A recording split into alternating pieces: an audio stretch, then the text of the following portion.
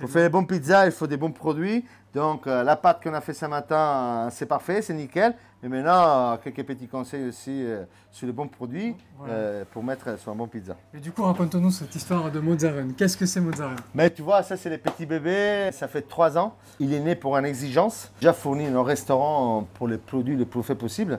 Parce qu'on n'est pas des magiciens non plus, hein, on est des pizzaiolos. Donc, qu'est-ce que tu mets sur une pizza, tu la retrouves. À La Réunion, malheureusement, on est coincé parce que la zone de production, c'est à 10 000 km. L'Italie ou la France, peu importe. Mais malheureusement, les voyages, il abîme énormément la qualité de ces produits. Parce que c'est un fromage qu'il faut manger super frais. Donc à 72 heures, on peut dire que 24 heures dans la production, c'est le top à top. Au-delà de ça, ça perd ses qualités. Et à La Réunion, la mozzarella, il est capable d'arriver au bout des 8-9 jours. Trop de problèmes sur la qualité. Chercher 1000 solutions. J'étais aussi ambassadeur pour des grandes marques. Je te raconte ces blagues parce que là, je me plaignais de la qualité de la mozzarella. Je suis un géant, on peut dire le plus grand producteur au monde de fromage. Je ne cite pas la marque, mais bon, c'est le plus grand producteur au monde. Donc, je me plains de toutes ces situations. Et qui me dit, de réponse, il me dit, t'es pas content? Mais vas-y, fais-le tout seul. Et je dis, ah ouais, effectivement, je peux. Et donc, il est né ce projet, qui est complètement autonome dans mes autres activités. Donc, on a créé cette marque, Mozzaran. C'est l'unique laboratoire de transformation des mozzarella fraîches artisanales à La Réunion. Donc, on a importé la technologie, on a importé les savoir-faire. Et aujourd'hui, on a une équipe des Réunionnais qui produit la mozzarella. Donc, ça, c'est notre petit univers, un petit laboratoire qu'il arrive à faire. On est très performant. Mais non, je t'invite à l'intérieur et on va faire la mozzarella, surtout la burrata. Je sais que c'est ta préférée. Oui, de ouf. Ah, voilà, tu n'as jamais mangé un mozzarella autant fraîche que la mienne. Non, jamais, jamais. Allez, on y va. Là, on est au cœur vraiment de la production.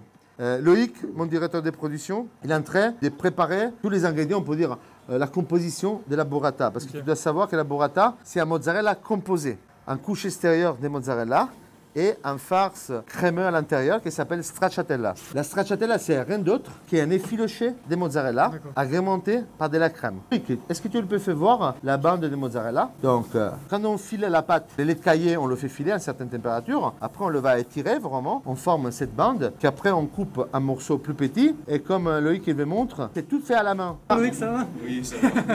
Tu vois, ça, c'est effiloché qu'on peut faire uniquement à la main. Donc, ça reste vraiment très, très artisanal. On récupère toute cet effiloché qu'on mélange à la crème. Et du coup, là, tu fais à peu près combien de grammage de kilos de fior dilaté par jour à peu près? Bon, on doit effilocher à peu près une quarantaine de kilos. Quarantaine de kilos à la main, du coup. À la main. Ça te prend combien de temps à peu près? Au moins 1h30. Ah ouais, 1h30, c'est quand même très efficace. Ouais. Sous la journée, apprendre une belle partie, c'est dédié à l'effiloché. On passe à la prochaine étape. Donc là, c'est la fior dilaté que tu nous fais. Donc c'est de la crème et de filoché, tout simplement. C'est ça. Tu vois, on mélange. Après, bien évidemment, il y a un rapport spécifique, un équilibre à respecter entre la partie effilochée et la crème pour avoir la juste texture. Et nous, en Italie, on appelle la stracciatella. Donc, c'est un produit qu'on peut utiliser aussi tout seul. On a un intérêt aussi en gastronomie. Je me rappelle, on utilisé pour un dessert qui était incroyable, donc que j'ai adoré. Donc, la stracciatella aussi tout seul, ça devient un produit. La gamme dédiée aux restaurateurs, il y a ce produit-là, la stracciatella, un seau. Donc, pour avoir ces parties crémeuses, tu n'as pas forcément besoin de prendre la burrata. C'est gourmand, là c'est un produit hyper gourmand. Là, tu vois la vraie stracciatella artisanale, parce que c'est effiloché, c'est très évident. Tu vois qu'il y a des bandes. Dans l'industrie, on écrase simplement la mozzarella. Et donc, tu vois que c'est plus pâteux, c'est effiloché. Là, tu as en face un vrai produit artisanal. Parce que ça, on ne peut pas le reproduire. Ça, c'est uniquement à la main qu'on peut le faire. Visuel là, c'est gage de qualité. On prend la stracciatella et on passe à la burrata. Ça, c'est la fabrication. Ça, c'est notre machine pour les filages. C'est ça la technologie, une technologie à la vapeur. Vraiment, c'est là que ça se joue. On n'a pas un ajout d'eau chaude, c'est un ajout de vapeur à certaines températures. Donc, on arrive à travailler à des températures beaucoup plus basses que normal. On n'a pas de la perte, c'est-à-dire qu'il n'y a pas d'eau à la fin de l'élaboration qu'elle parte. Tous les éléments nutritifs, ça reste dans la mozzarella, parce que la vapeur, c'est ajouter de la quantité qu'il faut.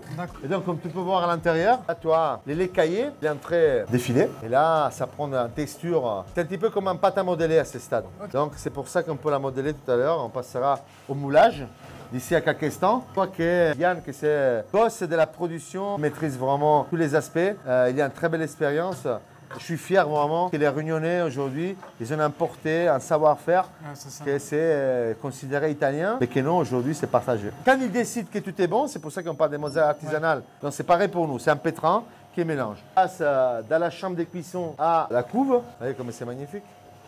Oh là là, ça donne tellement envie. Quand on fait les bandes pour la stracciatella, ben c'est exactement ça qu'on fait. On prend les bandes, on les tire, on les fait refroidir. C'est pour ça qu'on appelle pâte filet. La mozzarella, c'est un fromage à pâte filet. On va parler des burrata. Dans la phase du moulage, donc on donne la forme arrondie en boule classique que tout le monde connaît. On va farcir la mozzarella. Alors, dans ce moment, on passe au moulage. Dans la partie supérieure, petit à petit, la mozzarella elle est poussée dans les moules, que ça donne sa forme arrondie. Là, on est sur une taille d'à peu près 70 grammes. La mozzarella, c'est comme une pâte à modeler. C'est très souple, ça déforme très rapidement. Et tu vois, elle est chaude. Dans cette poche, on va injecter la stracciatella. Tu vois. Voilà, et c'est pensé à la main, un par un. Donc tu vois, c'est un... dans le bain d'eau froide du coup. Ça c'est pensé. Il sert, et bien voilà, la burrata. Il a pris sa forme et il entre dans l'eau froide. C'est comme gonfler des petits ballons. Ah ouais, mais c'est un truc de fou. Ça c'est fait Simonet, maintenant tu vas à la pêche. Pêche-nous un burrata, et voilà. Et viens directement ici.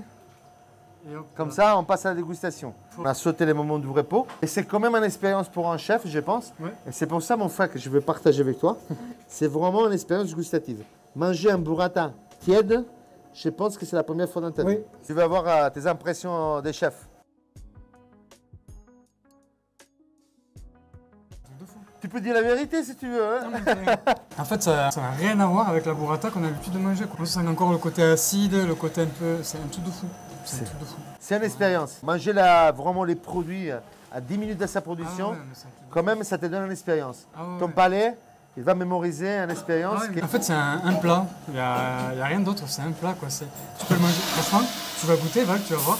Tu peux le manger tout seul. Regarde la tête. T'as vu, ça n'a rien à voir. Hein. Je sais pas, il y a une sorte d'acidité, de texture qui est vraiment... En fait, ça n'a rien à voir. Un côté très lacté, même les côtés herbacés du lait. Ouais, c'est ça. Ça, c'est dû à la qualité du lait. Bon, maintenant qu'on a la mozzarella fraîche, qui a littéralement 10 minutes, on va faire la pizza et c'est parti. En tout cas, merci beaucoup les gars. Merci beaucoup.